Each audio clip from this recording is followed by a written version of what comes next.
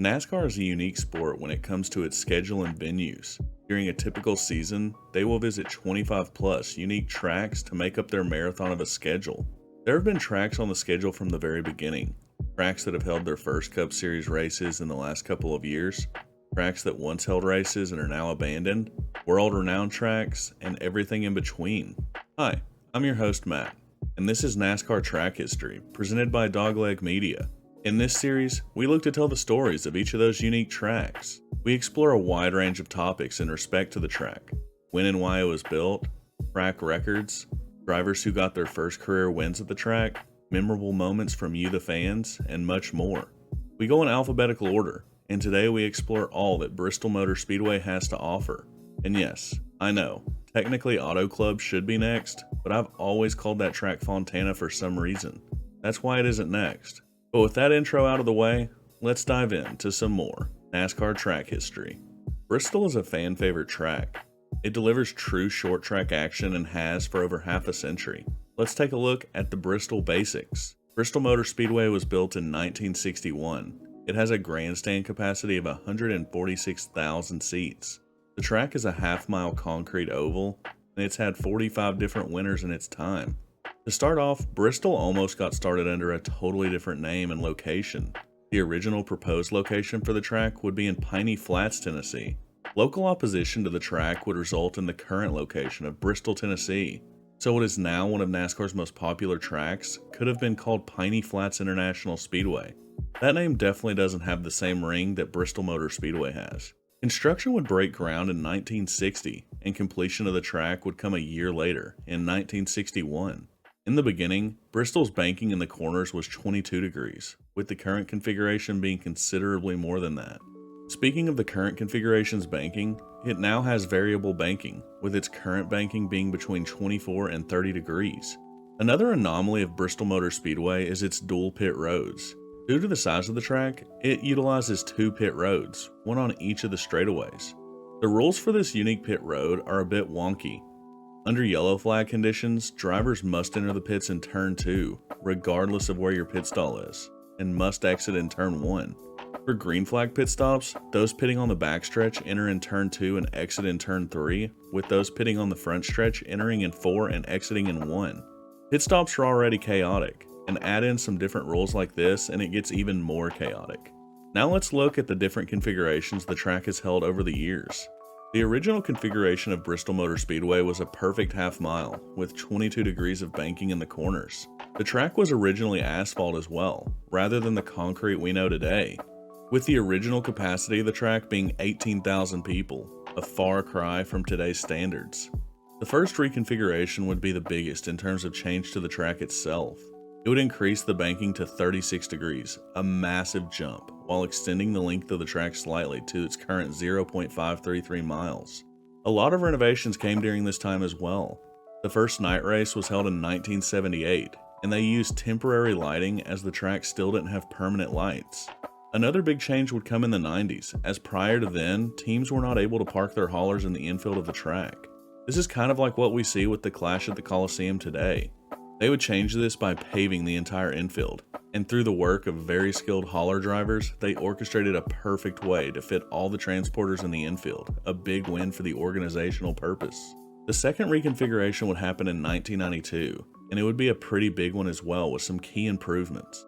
The first major change would be to the surface, as they would ditch the original asphalt surface for concrete, which is what the track is today. In 1995, permanent lighting was installed at the track, removing the need for the old temporary lighting that the track would use for the night race from 1978 until 1994. And this is also when the majority of the seating was added to the track as well. They would continue to add on to the capacity through the 90s, with the final capacity reaching 147,000 for the 2000 night race. And then the final configuration in terms of the concrete oval would come after the 2007 Food City 500. The track would be widened by 3 feet and implementing the variable banking we know today, with its current 24 to 30 degrees of banking. This would come with a brand new resurfacing of the track as well. No other major changes were made to the track itself aside from the variable banking. And then the last configuration to really discuss is the dirt track. And they would first cover the track in dirt in 2000 for the World of Outlaws series. The banking would be decreased to 22 to 24 degrees of banking, and the track would be covered in 14,000 truckloads of red clay. They would do this for the 2000 and 2001 season, and the track wouldn't see the dirt again for another 20 years. In 2021, NASCAR would return to dirt racing for the first time in over half a century. The configuration of the track would be the same as it was in 2000 and 2001, but this time it would see the Cup Series return to dirt. They have ran 3 races on this dirt configuration, but its future is looking grim. All signs point to it not returning for 2024. Let me know down below if you think they should keep going back to the Bristol dirt race. And then we move on to the drivers that got their first win at Bristol. The list of drivers who notched their first career win at Bristol is a short one, and there have only ever been 5 to do it, so let's dive into them now. And we start this list off with a legend. Dale Earnhardt would grab his first of 76 wins at Bristol Motor Speedway in 1979. The Intimidator would ultimately win 9 times at the last great Coliseum, and he has plenty of memorable moments that we will dive into a little later on. And then another Hall of Famer to get their first win at Bristol would be Rusty Wallace.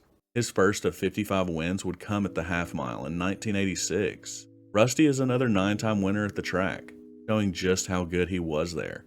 And then we have another household name of the 90s. Ernie Irvan would get win number 1 of 15 at Bristol in 1990. This would be the only win Irvan would collect at Bristol, although he would come close the very next season, finishing second. And then here's a cool one. Elliott Sadler would get the first of 3 wins in his career at Bristol in 2001. While Elliott wouldn't find a lot of success in the Cup Series, to join this list of legends to get their first win at Bristol is pretty awesome. And the last driver to get their first win at Bristol is a soon-to-be Hall of Famer, Kurt Busch. Kurt would get his first of 34 career wins in 2002 on the concrete high banks.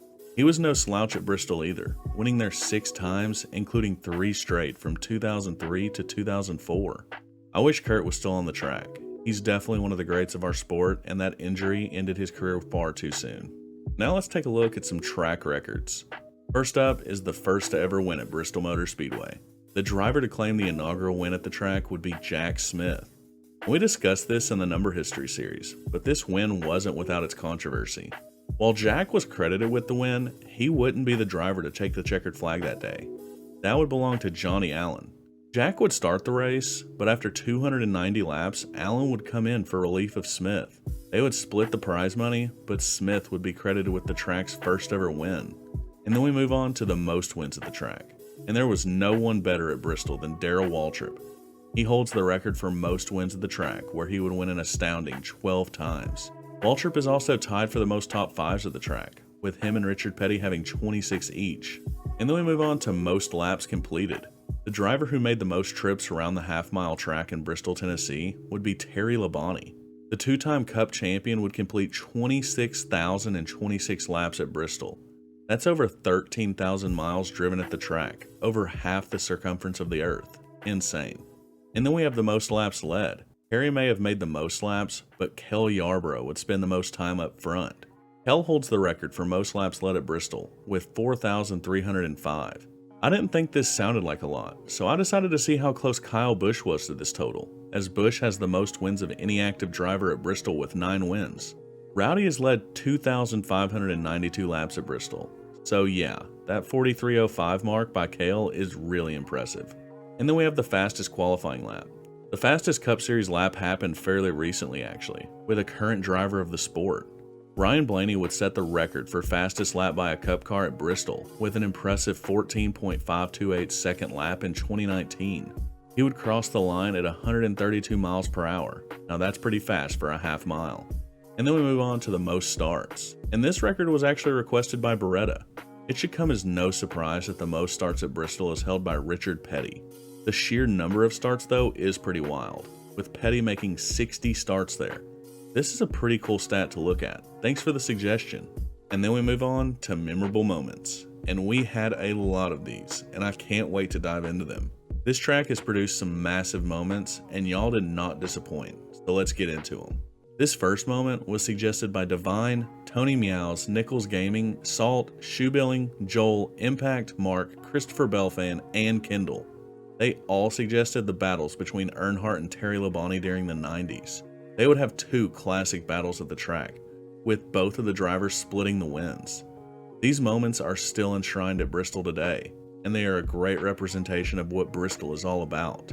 We also got the famous line from Dale Earnhardt saying he didn't mean to wreck him, he was just trying to rattle his cage. And that he did. Our next mentions revolve around some scary crashes to happen at the track. Dylan, Damon, Chili, Darren, The Hunter, and Duddle would suggest the crashes of Michael Waltrip and Matt Harmon at the track. Both of these crashes are absolutely horrifying, and it's a testament to our sport's safety that both drivers were okay after these impacts. The first clip you see is the Michael Waltrip crash, and the second clip that you see is the Harmon crash. Both insane crashes. Thanks for the mention, guys. And then Christian, Dice, Divine, Tony, Joseph, and Tristan were all thinking the same thing. The famous helmet toss in 2012 where Tony Stewart would pelt Matt Kenseth's car on pit road with his helmet. Another moment that still hangs in the rafters of Bristol Motor Speedway. And honestly, I think Austin Dillon might need to take some lessons from Smoke on helmet throwing. And then Will and Salt mentioned a pretty cool moment that I remember very well as well. Kyle Busch winning the first ever Car of Tomorrow race in 2007. This moment was huge anyway for it being the first race with a new car, but Kyle had some harsh words for someone who had just won with the car. He would say after the race that the car sucked when asked about his opinion of them. Ouch. That's not a great start when the winner hates the car too.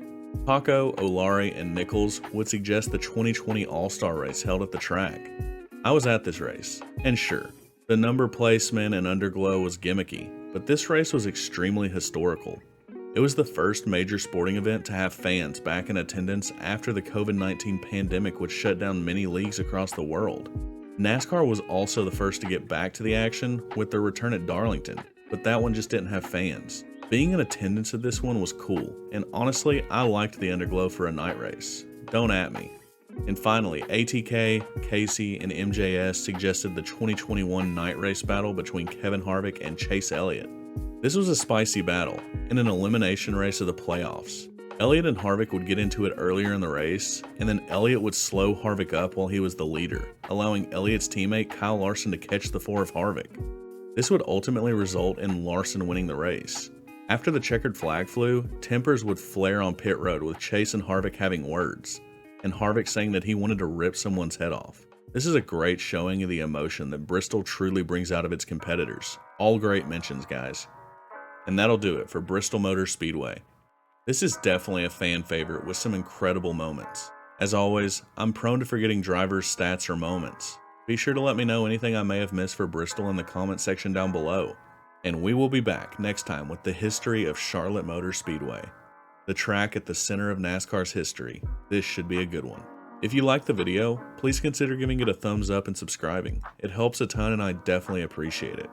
And did you know that 73% of my viewers aren't subscribed, but they are returning viewers? If you haven't hit that subscribe button yet, what are you waiting for? If you haven't seen the rest of the series, the track history playlist will be linked below. Be sure to check it out. And head on over to the community tab of the channel as well.